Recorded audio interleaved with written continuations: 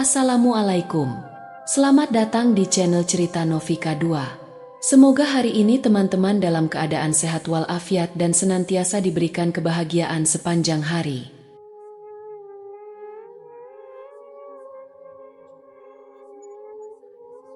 Rani menatap keluar dari jendela bus yang perlahan melintasi jalan tanah berbatu.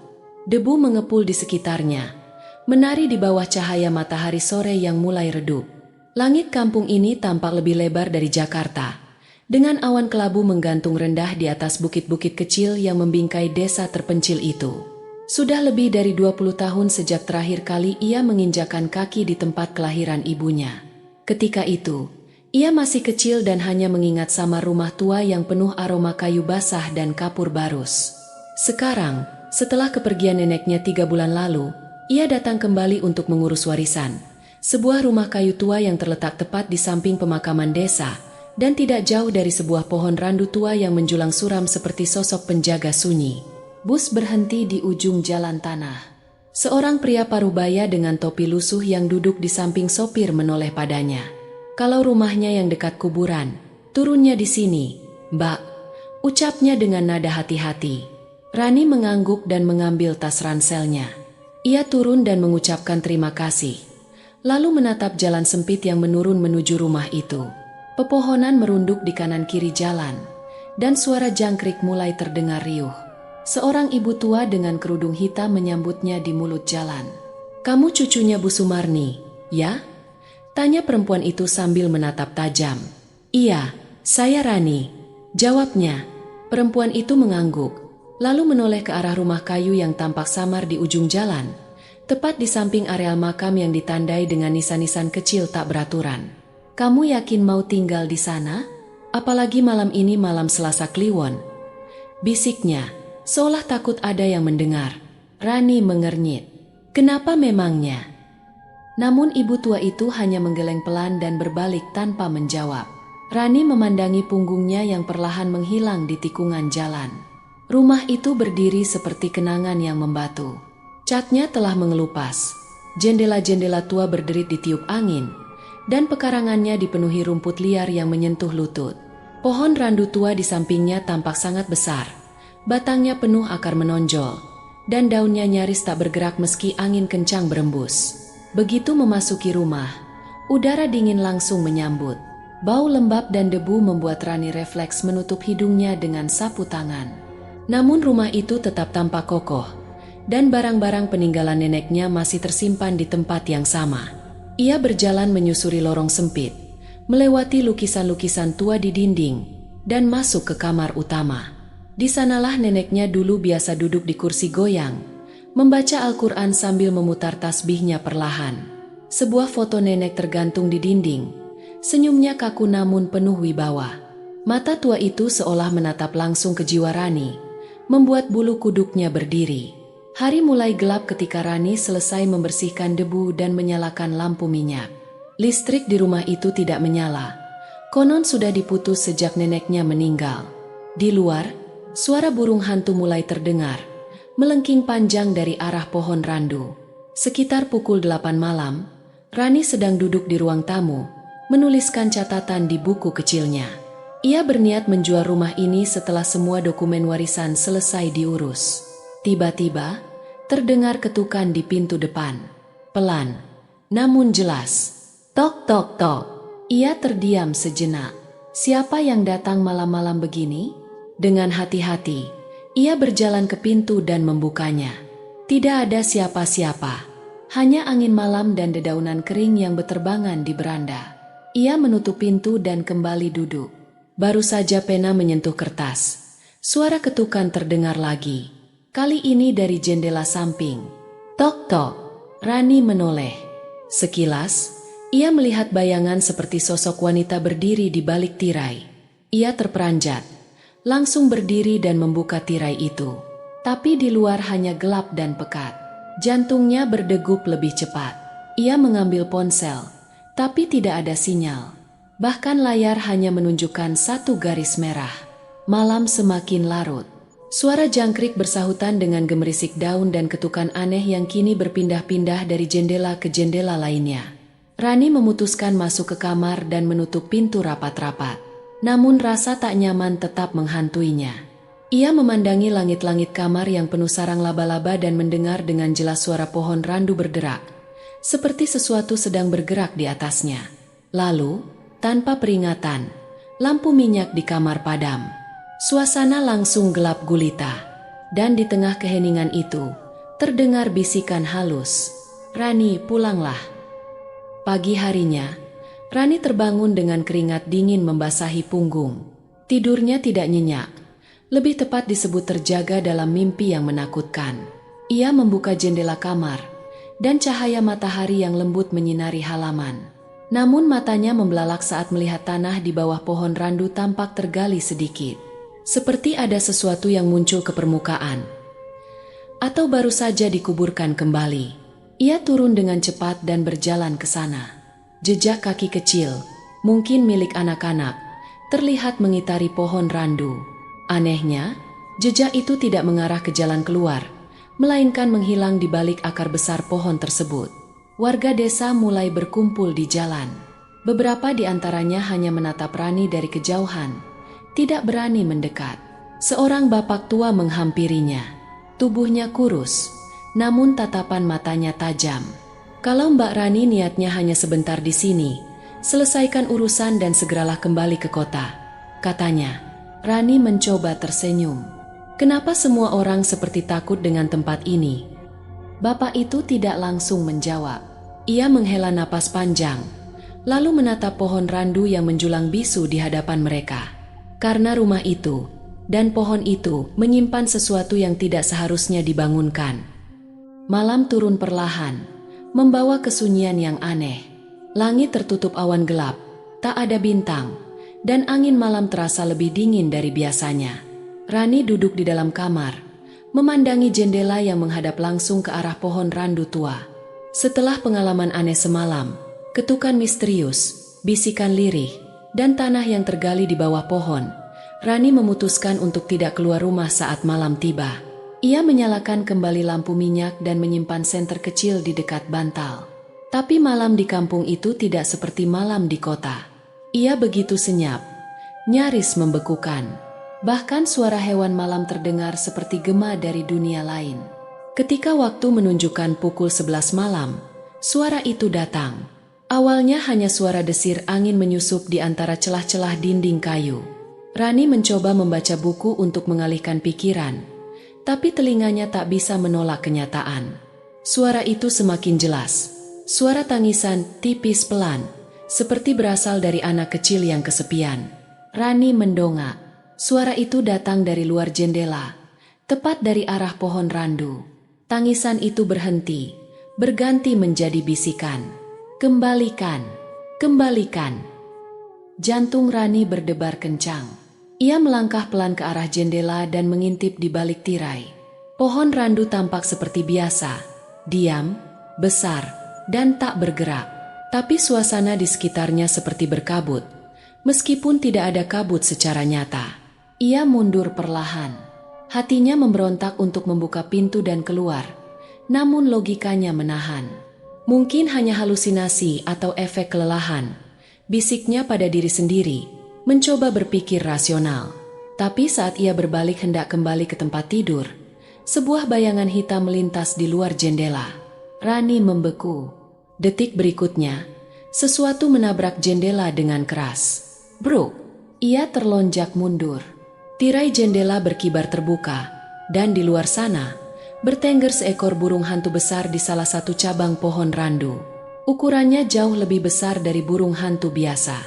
Matanya menyala merah kekuningan, dan kepalanya menatap lurus ke arah jendela kamar Rani, tidak berkedip sedikit pun.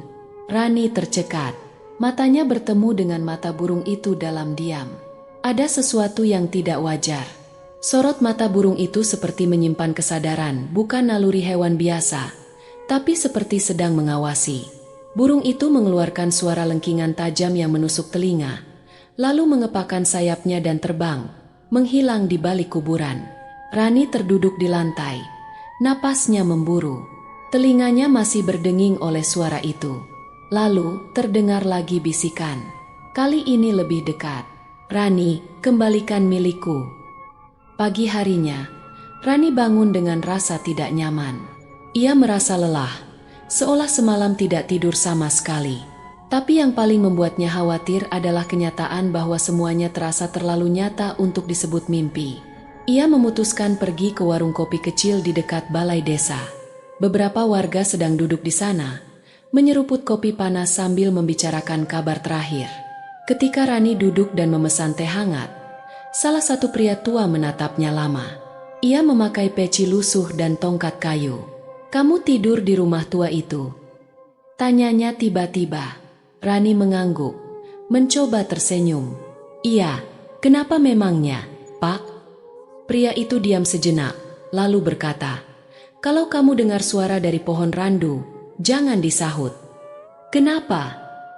"Karena yang bersuara bukan manusia." Semua yang duduk di warung itu mendadak sunyi. Suasana menjadi canggung. Rani merasa semua orang kini memandangnya dengan rasa was-was.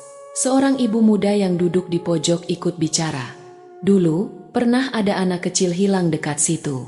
Ibunya katanya dengar suara anaknya dari arah pohon randu, tapi waktu dicari, ternyata yang dipanggil itu bukan anaknya. Itu suara peniru yang tinggal di pohon itu." "Peniru?" tanya Rani heran. "Makhluk yang bisa meniru suara orang yang sudah mati," jawab si ibu. Suaranya nyaris berbisik. Rani menggenggam gelas teh di depannya erat-erat. Ia sadar bahwa rumah warisan neneknya tidak hanya berada di tempat yang angker, tapi juga dikelilingi oleh kisah-kisah kelam yang ditutup rapat oleh penduduk setempat. Malam kedua jauh lebih mencekam.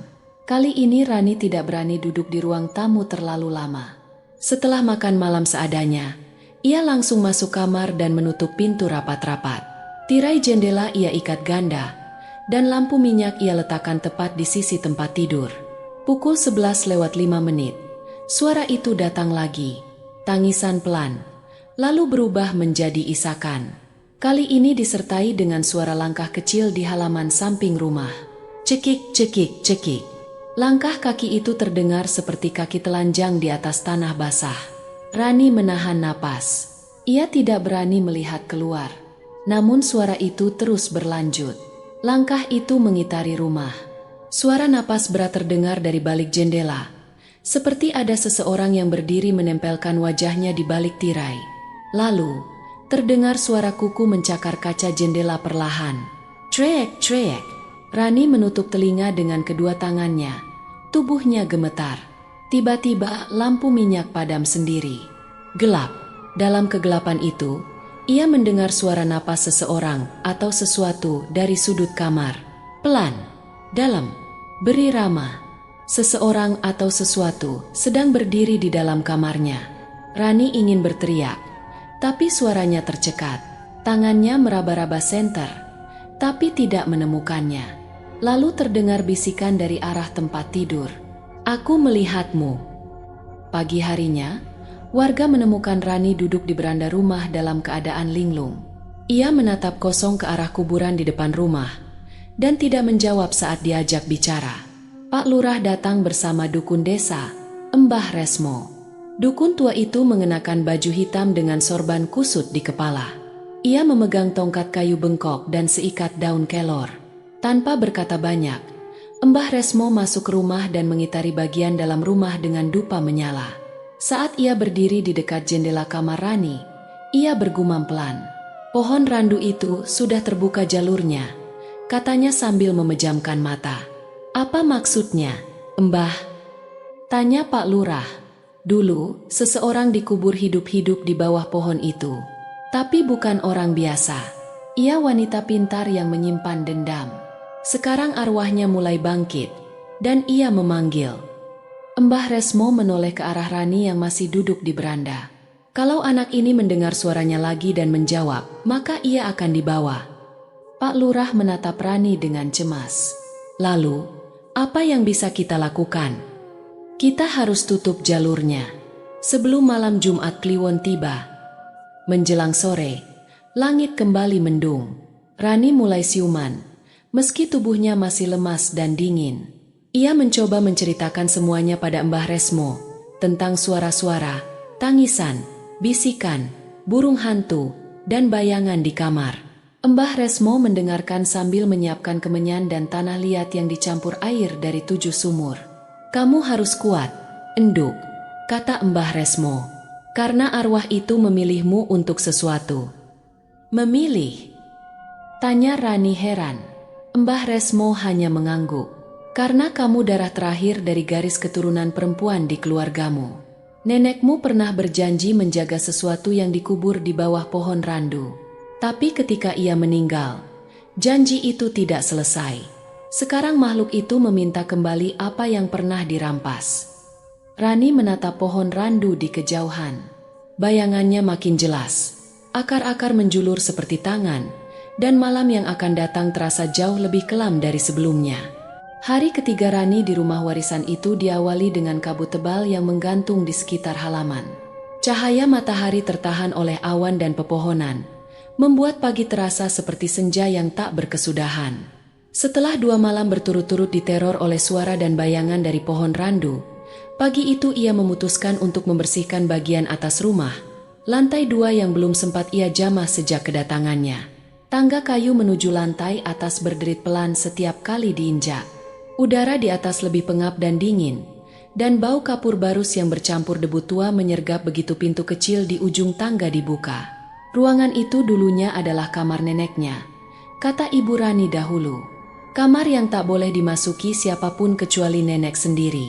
Saat pintu tua terbuka, debu beterbangan di udara. Cahaya dari jendela kecil menyorot langsung ke sebuah benda besar yang diselimuti kain putih di sudut ruangan.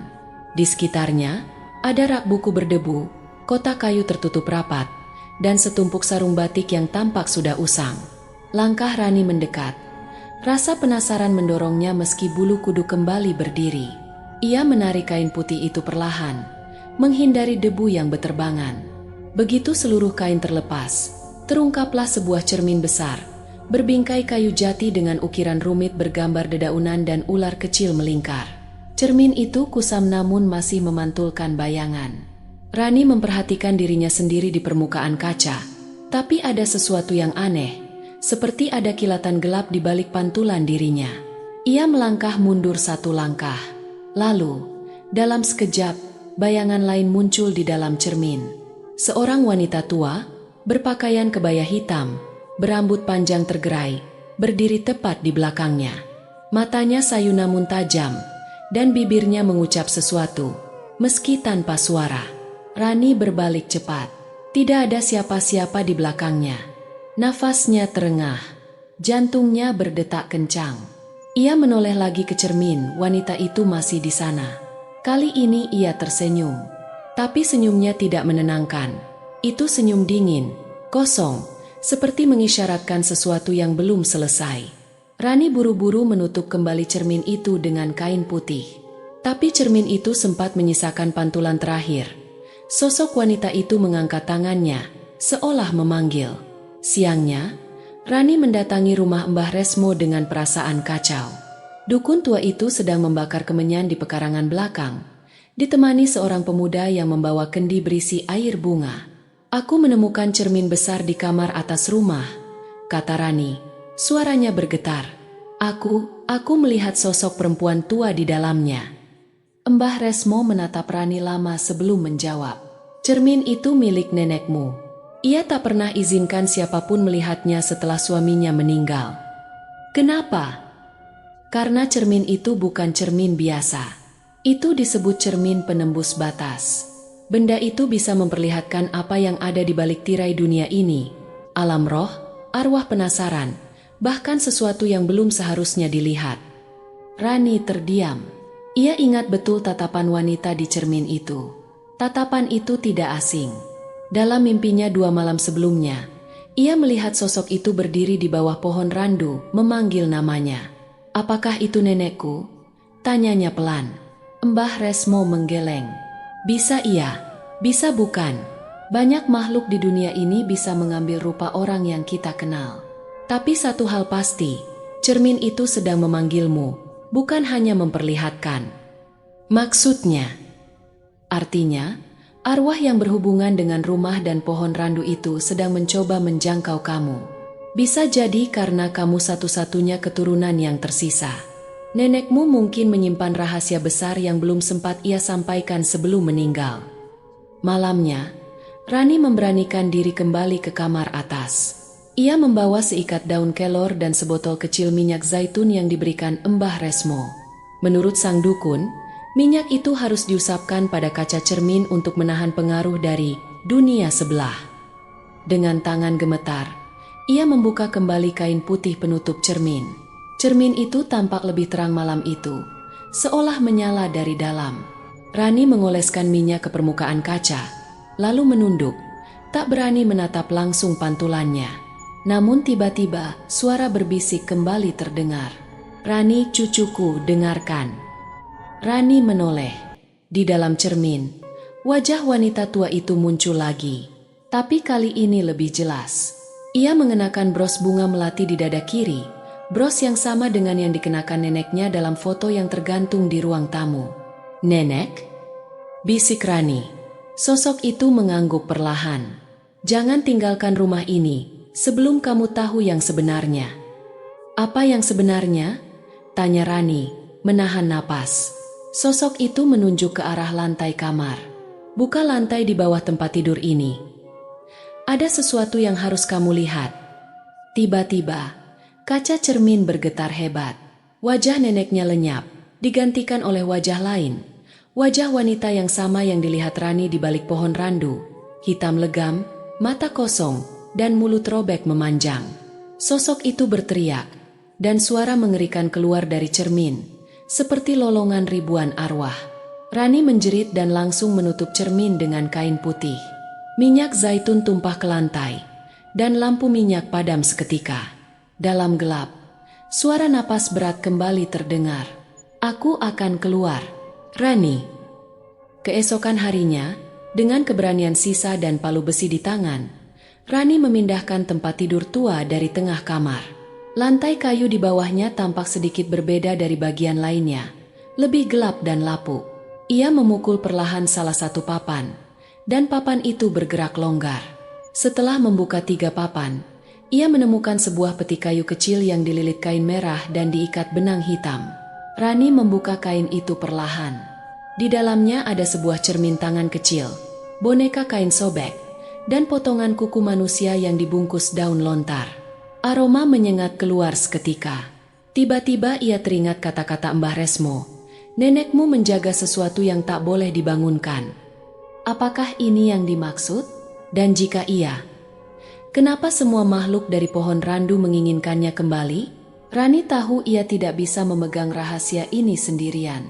Ia membawa peti itu ke rumah Mbah Resmo. Begitu dukun tua itu membuka isinya, wajahnya langsung berubah pucat. Ini peninggalan pesugihan wanita dukun tua yang dulu dikubur hidup-hidup di bawah pohon randu. Gumamnya. "Pesugihan?" tanya Rani tercekat. Mbah Resmo mengangguk. Ia pernah membuat perjanjian dengan makhluk hitam. Nenekmu yang waktu itu masih muda, mengambil benda-benda ini dari makamnya untuk menghentikan kekuatan sihirnya. Tapi ia tidak sempat menghancurkannya. Rani menelan ludah. "Lalu sekarang, apa yang harus aku lakukan?" Mbah Resmo menatapnya lama. "Kamu harus mengembalikannya, tapi bukan dengan cara biasa. Harus lewat ritual pemutus perjanjian. Kalau tidak, makhluk itu akan terus mengejarmu. Dari cermin, dari pohon, bahkan dari mimpi." Rani merasa tubuhnya melemas. Ia menatap peti kecil itu seolah sedang menatap bom waktu. Dan malam Jumat Kliwon hanya tinggal 2 hari lagi. Suara kicau burung pagi itu terdengar lirih, seolah ragu untuk benar-benar membangunkan hari. Rani duduk di depan rumah, menatap nanar ke arah pohon randu yang berdiri tak jauh dari pagar belakang. Bayangan pohon tua itu memanjang, menyentuh sebagian atap rumahnya seperti cengkeraman raksasa yang tak pernah pergi. Peti kayu berisi benda-benda kutukan itu masih disimpan oleh Mbah Resmo, dukun tua yang kini menjadi satu-satunya harapan Rani untuk memahami teror yang tak kunjung usai. Setelah kejadian di kamar atas, suara dari dalam cermin, dan penglihatan-penglihatan yang semakin jelas, Rani tahu bahwa ia harus menghadapi semua ini, bukan lagi sekadar bertahan. Ia memutuskan untuk kembali ke rumah Mbah Resmo siang itu. Dukun tua itu sudah menunggunya di bel bambu yang berada di belakang rumahnya, tempat ia biasa membaca primbon atau meracik ramuan penolak bala. Mbah Resmo duduk bersila, matanya yang mulai kabur menatap Rani lekat-lekat. "Kamu siap dengar semua cerita yang sebenarnya?" Rani mengangguk perlahan. "Kalau begitu, dengarkan baik-baik, karena setelah ini, kamu tidak bisa mundur. Dulu, sebelum kamu lahir, bahkan sebelum ibumu lahir," Mbah Resmo mulai bercerita, "desa ini pernah dikuasai oleh seorang dukun wanita. Namanya Nyai Rengganis." Rani mencatat nama itu dalam hati. Ia belum pernah mendengar siapapun menyebut nama itu sebelumnya. Nyai Rengganis bukan dukun biasa. Ia menguasai ilmu hitam yang sangat kuat. Bisa memanggil arwah, bisa mengikat makhluk gaib untuk bekerja padanya, bahkan bisa mengikat nasib orang dengan syarat yang mengerikan. Mbah Resmo berhenti sejenak, menatap jauh ke ladang seberang. Dulu, banyak orang desa datang padanya, minta kekayaan, jodoh, kesaktian, tapi semuanya harus dibayar. Kadang dengan darah, kadang dengan nyawa orang terdekat. Semakin besar permintaan, semakin mengerikan syaratnya. Rani merasakan hawa di sekitarnya mulai berubah. Angin yang tadinya hangat kini dingin menusuk. Sampai akhirnya, satu keluarga kaya di desa ini ingin anak laki-lakinya selamat dari penyakit kutukan. Mereka membayar Nyai Rengganis dengan janji yang melanggar kodrat. Mereka menyerahkan gadis perawan dari keluarga mereka sendiri sebagai tumbal. "Dan berhasil?" tanya Rani pelan. "Anaknya sembuh," jawab Mbah Resmo. "Tapi gadis itu, sepupu kandungnya sendiri, ditemukan tewas mengenaskan di hutan. Tubuhnya rusak, matanya kosong seperti habis dilihat makhluk dari neraka." "Warga marah?" tanya Rani. Tapi tidak berani melawan Nyai Rengganis secara langsung. Sampai suatu malam, ada satu keluarga berani melapor ke pemerintah kecamatan. Singkat cerita, pasukan datang dan mengepung rumah Nyai Rengganis. Tapi tidak mudah. Konon, pasukan itu melihat bayangan tinggi menjulang keluar dari pohon randu saat mereka hendak masuk. Rani merinding. Ia bisa membayangkan sosok itu di bawah cahaya remang, dikelilingi kabut dan bayangan. Karena ilmu hitamnya terlalu kuat, mereka tidak bisa membunuhnya seperti manusia biasa. Maka mereka memilih cara paling kejam. Ia dibakar hidup-hidup dan jasadnya dikubur di bawah pohon randu, tempat ia biasa memanggil makhluk gaib.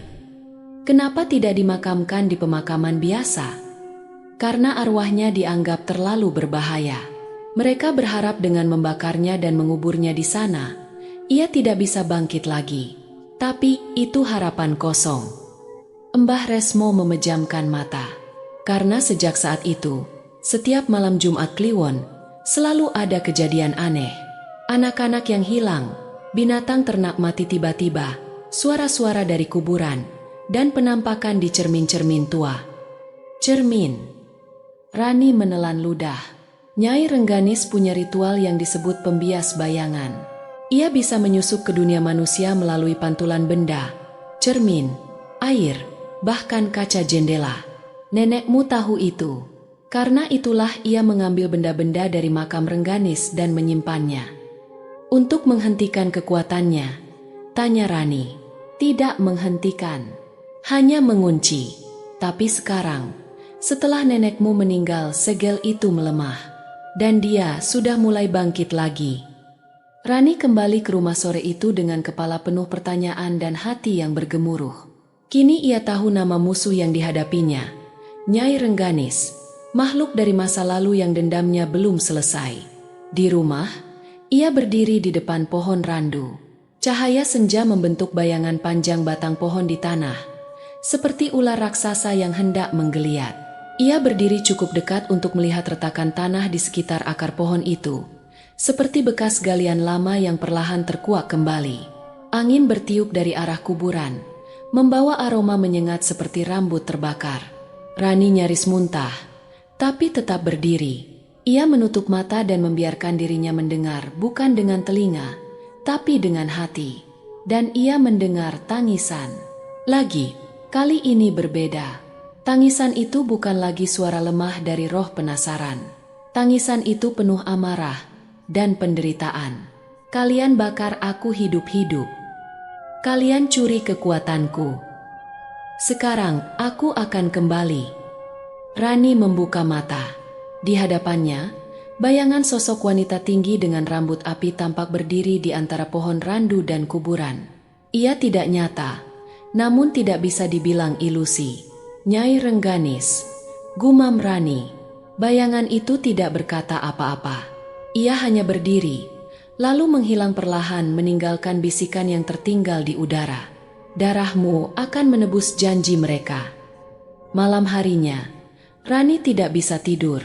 Suara di luar kamar tak henti, ketukan, gemerisik, dan kadang suara tertawa kecil yang sangat menusuk. Ia menyalakan lampu minyak dan duduk di depan cermin kecil di meja rias.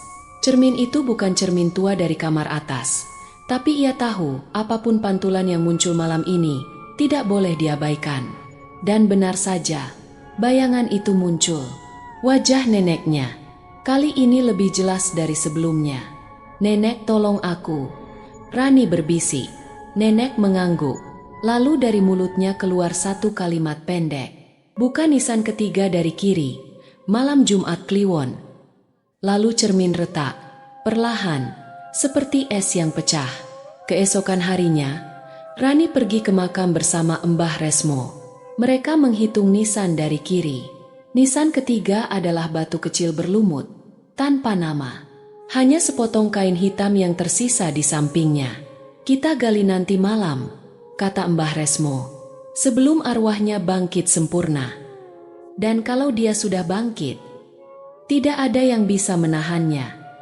Rani menatap pohon randu yang bergoyang pelan dalam angin sore. Akar-akarnya seakan bergerak pelan, seperti jari jemari yang sedang menggeliat menunggu waktu.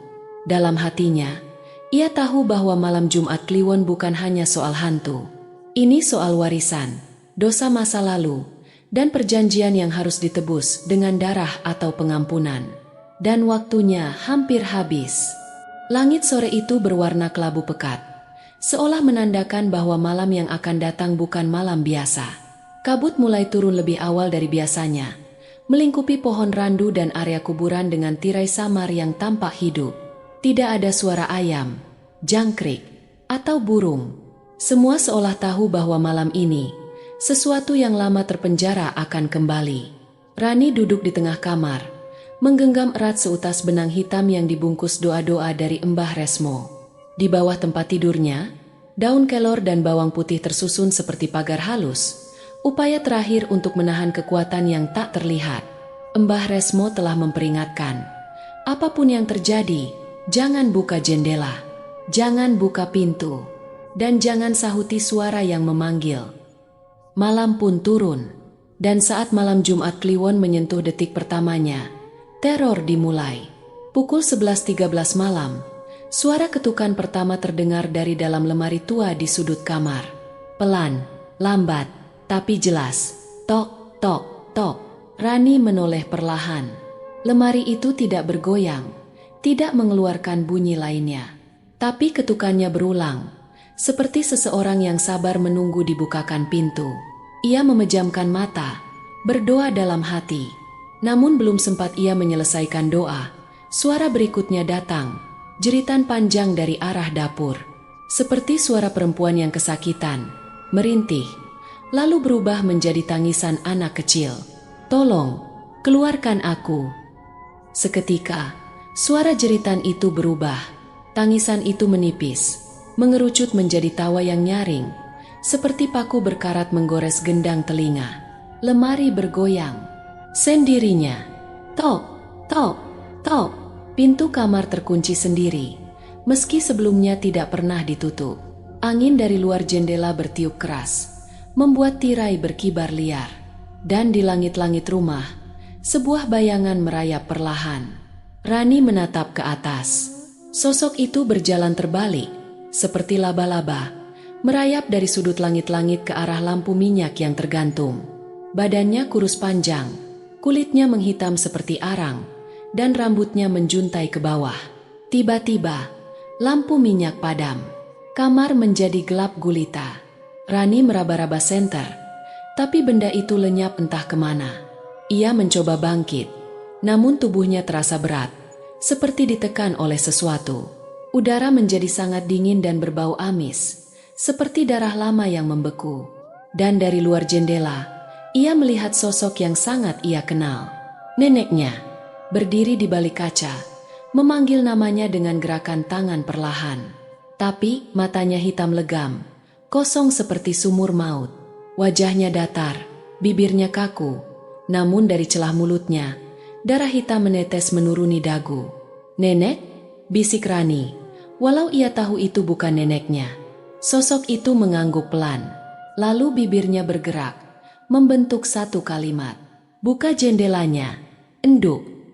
Rani mundur, tubuhnya gemetar. Ia mengingat pesan Mbah Resmo. Jangan sahut suara yang memanggil. Jangan buka jendela. Jangan buka pintu. Tapi suara nenek itu terus bergema, seperti gema dari dalam kepalanya. "Buka, buka, buka." Lemari kembali bergetar. Kali ini pintunya terbuka sedikit, dan tangan hitam kurus menjulur keluar. Di ujungnya, kuku panjang seperti besi berkarat. Tangan itu menggenggam gagang lemari, lalu perlahan menarik dirinya keluar. Rani berlari ke pojok kamar, menjerit tanpa suara. Suara tawa mengelilinginya dari segala arah, diikuti suara-suara berbisik. "Ini darahmu. Kamu pewarisnya. Rengganis akan kembali." Jam menunjukkan pukul 12.07 malam. Tepat tengah malam kliwon, tiba-tiba rumah bergetar. Seluruh dinding memekik, seperti kayu yang menangis. Dari luar kamar, terdengar suara langkah kaki, namun langkah itu terlalu berat untuk manusia. Setiap langkah seperti menghentakkan bumi. Langkah itu berhenti tepat di depan pintu kamar Rani. Tok, tok, tok. Lalu suara perempuan tua, pelan dan tajam. "Rani, kamu sudah cukup tahu. Buka pintunya." Rani tidak menjawab. Pintu mulai diketuk lebih keras. Brak, brak, brak. Gagang pintu berputar sendiri, namun tidak terbuka. Untungnya, kunci dari dalam mengunci rapat. Tapi suara dari luar itu berubah menjadi geraman, bukan lagi manusia. Suara yang menggeram dengan kemarahan yang menyala, menyebut namanya berulang kali. "Rani, Raneda, Rani." Lalu semua hening. Tiba-tiba semua berhenti. Tidak ada suara, tidak ada angin, tidak ada cahaya. Sampai sebuah bisikan muncul di belakang telinganya. "Aku di dalam kamar ini." Dengan segenap keberanian, Rani menoleh, tapi tidak melihat siapapun. Namun saat ia menunduk, lantai kamar telah berubah. Tanah menggantikan kayu. Nisan-nisan muncul perlahan dari dalam kamar. Udara menjadi basah. Ia berdiri di atas pemakaman. Ia tidak lagi di kamar.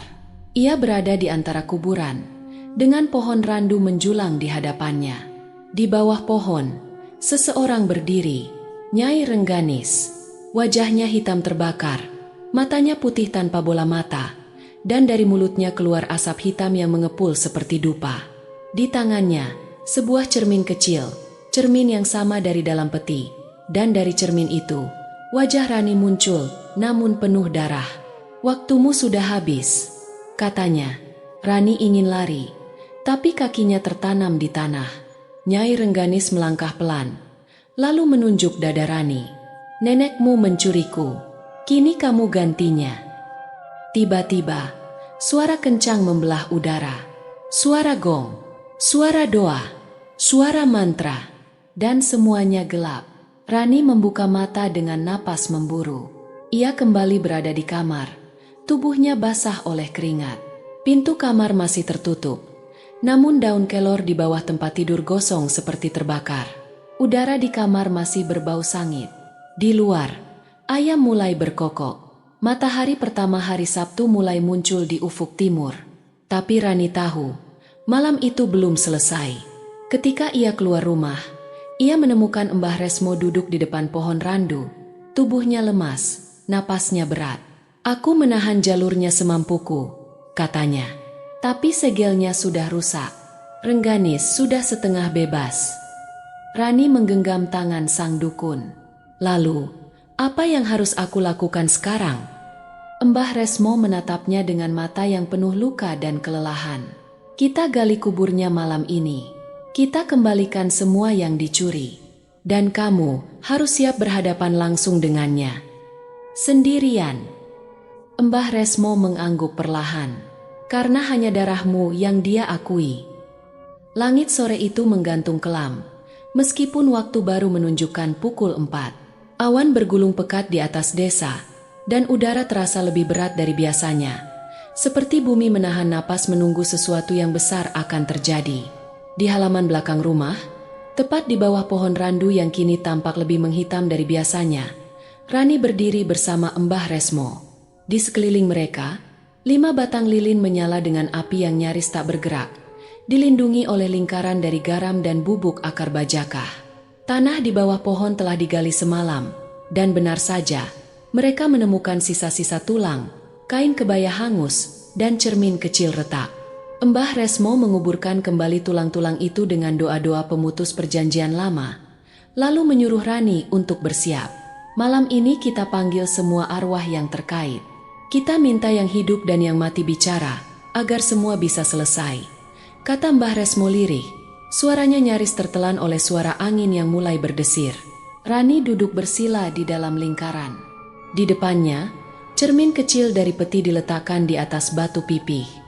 Api lilin memantulkan bayangan dirinya di permukaan retak itu. "Kamu siap?" tanya Mbah Resmo. Rani mengangguk. Meski hatinya penuh ketakutan, ia tahu ini saatnya. Semua harus dihadapi. Mbah Resmo mulai membacakan mantranya. Doa dalam bahasa Jawa kuno mengalir dari mulutnya seperti aliran air yang membawa serpihan masa lalu. Asap dupa melingkar, menari perlahan di udara, membentuk bayangan-bayangan samar yang bergerak tak wajar. Tiba-tiba, angin berhenti. Semua menjadi hening. Dan dari cermin itu, muncul wajah nenek Rani. Namun kali ini berbeda. Ia tampak lebih muda, lebih segar. Namun matanya tetap menyimpan kedalaman yang menyakitkan. "Nenek," bisik Rani. Matanya berkaca-kaca. Sosok itu tersenyum, lalu berbicara. Tapi suara yang keluar bukan dari mulut cermin, melainkan menggema langsung di dalam kepala Rani. "Maafkan aku, enduk." Air mata Rani menetes. "Kenapa, Nek? Kenapa tak pernah bilang semuanya?" "Karena dosa masa lalu terlalu kelam untuk diwariskan." Cermin bergetar. Wajah neneknya perlahan menghilang, berganti dengan bayangan wanita lain. Nyai Rengganis, kini lebih jelas dari sebelumnya. Kulitnya hitam mengelupas, matanya merah membara, dan dari bibirnya keluar suara yang tak seperti manusia. "Kalian rampas kekuatanku, kalian bakar tubuhku, tapi jiwaku abadi." Mbah Resmo melanjutkan mantra, kali ini lebih keras. Asap dupa berubah menjadi pekat, dan api lilin mulai bergetar hebat. Rani mendengar suara neneknya kembali. "Dia dulu saudariku dalam ilmu.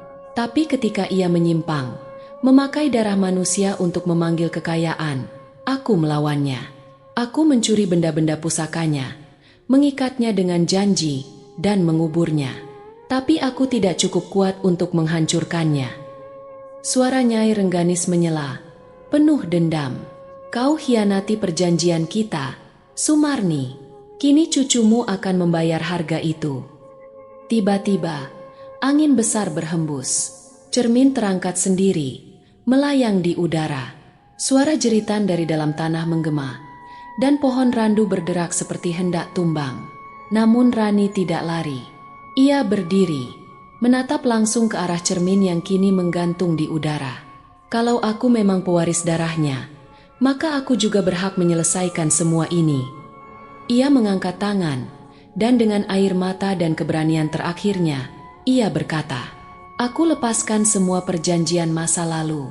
Aku kembalikan milikmu, tapi aku tutup jalanmu ke dunia ini. Biarlah kamu tenang, atau terkurung selamanya." Cermin retak, angin berputar membentuk pusaran. Mbah Resmo melempar bubuk kelor ke tengah lingkaran, dan api lilin langsung menyala terang. Dalam sekejap, cermin pecah di udara, menyisakan hanya serpihan kaca yang membara, lalu lenyap menjadi debu. Pohon randu mengeluarkan suara retakan panjang, lalu sunyi.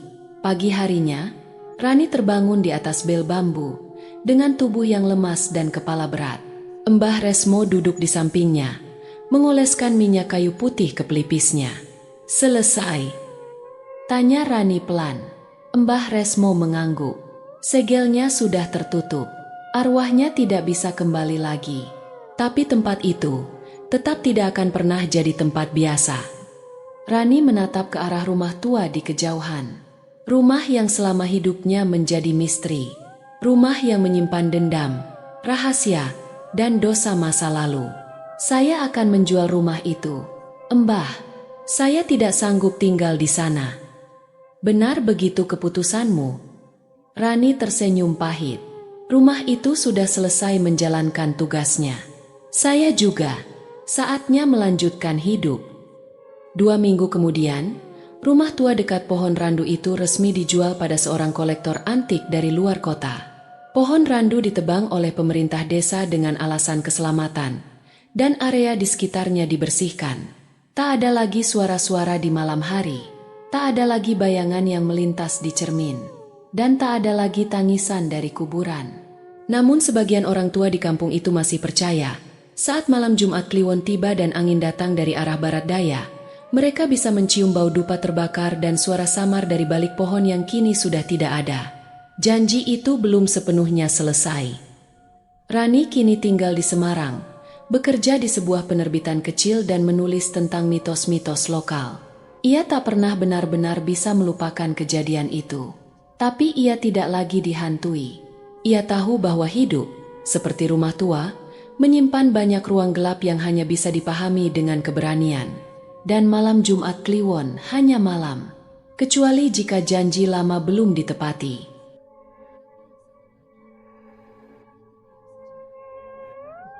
Demikian cerita hari ini. Semoga teman-teman dapat terhibur dan dapat mengambil hikmah kebaikan isi di dalamnya.